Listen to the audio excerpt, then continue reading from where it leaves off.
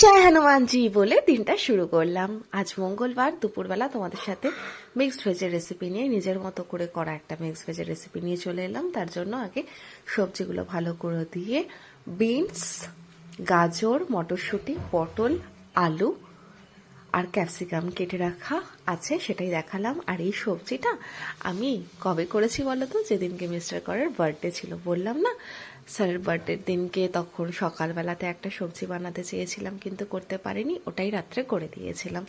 তখন আমরা যখন ডিম্পাদের সাথে ডিনার করছিলাম, আমরা একসাথে এই সবজিটা খেয়েছিলাম, ভীষণ ভালো হয়েছিল। নিজের মতো করে এই সবজিটা বানিয়েছিলাম। সবার প্রথমে তেল গরম যখন খুব ভালো করে হবে তখন জিরে ফোড়ন দিয়ে দেবে, আর আমি এখানে লঙ্কা কুচি করে ফোড়নে দিয়ে দিয়েছিলাম।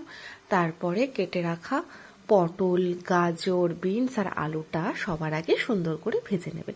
এই সবজিটা যখন করবে না, চেষ্টা করবে আঁচটা কম রেখে রেখে সুন্দর করে ভেজে ভেজে সবজিগুলোকে মজাবার। সবজিগুলো যদি বয়েল করে নাও তাহলে কিন্তু এতটা স্বাদ হবে না। কখনো কখনো তো একটু তেলের প্রয়োজন হয় না। আর এদিকে আমি গরম জলের মধ্যে পনিরগুলোকে টুকরো করে ভিজিয়ে রেখেছি। এই পনিরগুলো কিন্তু না ভাজা অবস্থাতেই যখন পুরো সবজিটা রান্না হয়ে যাবে তার উপরে ছড়িয়ে দেবো, আর কোনো কাজ থাকবে না। এদিকে একটা মশলা বানিয়ে নিচ্ছি, যেটার মধ্যে 4 চামচ মতো প্রায় ধনে গুঁড়ো, 1 চামচ কাশ্মীরি লঙ্কা গুঁড়ো আর 1 চামচ গরম মশলা দিয়ে জল দিয়ে আমি এখানে পেস্টটা বানিয়ে রাখলাম। তোমরা কিন্তু এর মধ্যে স্বাদের জন্য দইও অ্যাড করতে পারো, আর না হলে এই দেখো আমি এখন তোমাদের দেখাতে ভুলে গেছি, ক্যাপসিকাম আর ক্যাপসিকাম কুচিটা আর মটরশুঁটিটাও দিয়ে দিয়েছিলাম যখন বাকি সবজিগুলো সুন্দর ভাজা ভাজা হয়ে গেছিলো। তারপরে আমি এই মশলাটা দিয়ে দিলাম।